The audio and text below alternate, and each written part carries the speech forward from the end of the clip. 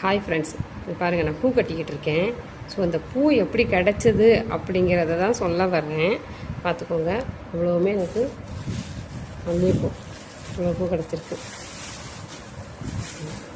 இது எப்படி கிடச்சிது அப்படிங்கிறத தான் சொல்ல வரேன். ஸோ இன்றைக்கி பிரதோஷ பூஜை. இன்றைக்கி எப்போவுமே நான் பிரதோஷ பூஜைக்கு வீட்டில் சாமி கும்பிடுவேன். காலையிலேருந்து நல்லா நீட்டாக வீட்டெல்லாமே க்ளீன் பண்ணிவிட்டு நான் வீட்டுக்கு விளக்கேற்றி நான் சாமிக்கு தீபாரணை காட்டுறது. அதாவது கோயிலில் எந்த டைமில் சிவனுக்கு தீபாரணை காட்டுறாங்களோ அதே டைமில் நான் வீட்டில் சிவன் சாமி வச்சுருக்கிறேன். ஸோ அதே டைமில் நானும் தீபாரணை காட்டி நானும் பாப்பாவும் சாமி கும்பிட்றது இது வழக்கம். பாப்பா பிறக்கிறதுக்கு முன்னாடி எவ்வரி பிரதோஷத்துக்கும் நான் கோயிலுக்கு போயிடுவேன். எனக்கு அது கோயிலுக்கு கொடுப்பனை கிடைக்கும். ஸோ அந்த டைமில் நான் கோயிலுக்கு போய் சாமியை கும்பிட்டுட்டு வந்துடுவேன்.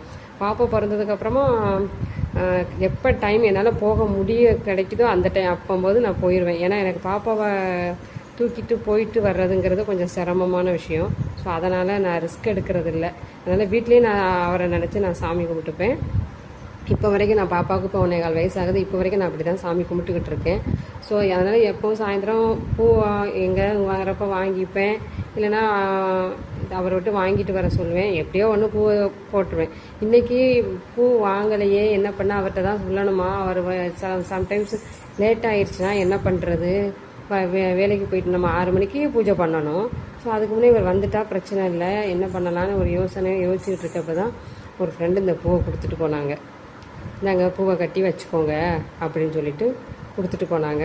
ஸோ அதை தான் சொல்ல வந்தேன். பார்த்துக்கோங்க, பூ நான் என்ன பண்ணணும்னு நினச்சிக்கிட்டு இருக்கப்போ பூ நம்ம தேடி தன்னால் வருது. அதை நம்ம கையால் கட்டி நம்ம சாமிக்கு போட்டு சாமி கும்பிடணுங்கிறது எனக்கு ரொம்ப சந்தோஷம். அதுவும் ஒரு பெரிய கொடுப்பனை தானே. ஸோ அந்த கொடுப்பனை எனக்கு இன்றைக்கி கொடுத்து வச்சுருக்குது. ஸோ அதனால தான் நான் எவ்வரி பிரதோஷம் நான் எந்த விரதம் இருக்கிறேனோ இல்லையோ பிரதோஷம் நான் விரதம் இருந்துருவேன். எனக்கு அது விரதம் இருக்கிறதுக்கு அந்த கொடுப்பனையும் எனக்கு அவர் கொடுத்துருவார். கண்டிப்பாக அந்த பூஜையை நான் கடைபிடிச்சிட்டு வரேன். ஏன்னா பாப்பா எங்களுக்கு 5 வருஷத்துக்கு அப்புறமா தான் பிறந்திருக்காங்க. ஸோ அந்த பிரதோஷ பூஜை இருந்து நானும் என் வீட்டுக்காருமே இருப்போம், அவரும் இருப்பார், நானும் இருந்துட்டு அப்படி பிரதோஷ பூஜை இருந்து தான் எங்களுக்கு பாப்பா பிறந்தாங்க. ஸோ அவங்க பேருமே சிவனிகா அப்படின்னு தான் பேர் விட்டுருக்கோம். ஸோ அதனாலவே நாங்கள் அந்த பூஜை அப்போ இருந்து ஃபாலோ பண்ணுறது இப்போவும் நாங்கள் ஃபாலோ பண்ணோம், இன்னும் ஃபாலோ பண்ணிக்கிட்டு தான் இருப்போம். ஸோ அதனால தான். ஓகே ஃப்ரெண்ட்ஸ், இதன் மூலமாக என்ன சொல்ல வரேன்னா, அந்த ஃப்ரெண்டுக்கும் ஒரு தேங்க்ஸ் சொல்லிக்கிறேன். ஸோ அந்த பூ எப்படி எங்கேருந்து யார் கொடுத்துருப்பாங்கிறது தெரியல. ஆனால்